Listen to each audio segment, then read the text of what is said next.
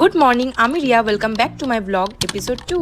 তো আজকে সকাল সকাল আমি উঠিনি, এখন বাজে 11টা। তো আমি ভাবছিলাম কি করব, তো দেন ভাবলাম আগে আমি ফ্রেশন আপ হয়ে যাই, তারপরে ভাববো কি করা যায়। তো ফ্রেশন আপ হতে হতেই দেখলাম বাইরের ওয়েদারটা এত সুন্দর হয়ে আছে, সুন্দর মেঘলা আকাশ প্লাস বৃষ্টিও পড়ছে।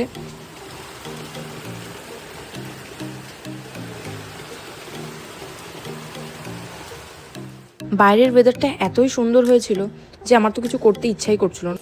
তারপর আমি সকালে যা যা রুটিন ফলো করি সেগুলো করলাম। গরম জল দিয়ে অ্যাপেল সিডার ভিনিগার খেলাম আর চিয়া সিড খেলাম। মা একটু বাইরে গেছিলো কিছু মেডিকেল টেস্ট করানোর জন্য, তাই জন্য মা আমাকে বললো যে লাঞ্চের জন্য কিছু প্রিপেয়ার করে রাখতে। তো আমি অনেক ভাবলাম যে কি বানাবো, ডিমের ভাপাই বানিয়ে ফেলি। তো আমি আমার নিজের মতো করেই ভাপাটা বানিয়েছি। আমি জানি না কেমন করে এক্স্যাক্ট বানানো হয়, বাট আমি মাকে যেভাবে দেখি বানাতে, তো সেইভাবে আমি বানিয়েছি।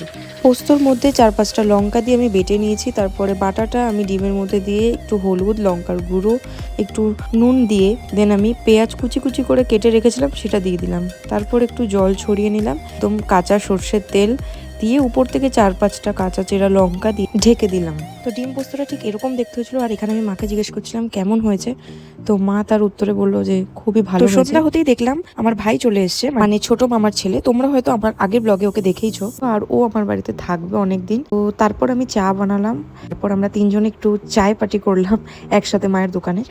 ওর কিছু মাস আগে বার্থডে গেছিলো, তো মা সেই সময় ওকে কিছু দিতে পারেনি।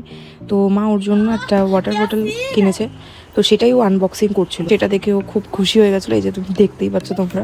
তারপর আমি আর ভাই একটু বেরিয়েছিলাম মায়ের রিপোর্টসগুলো আনতে। রাতের তেমন কোনো ডিনার ছিল না বলে তো আমি ভাবলাম ভাই যখন এসছি তাহলে একটু ফুলকো ফুলকো লুচি ভাজি। যাক, আমার লুচি গোল না হোক, অ্যাটলিস্ট ফুলকো তো হয়েছে। তো তারপরে এই যে রাতের ডিনার আমরা তিনজনে বসে করে নিলাম। তো আজকের ভিডিও এতটাই, আবার দেখা হচ্ছে নেক্সট ব্লগে। Bye bye.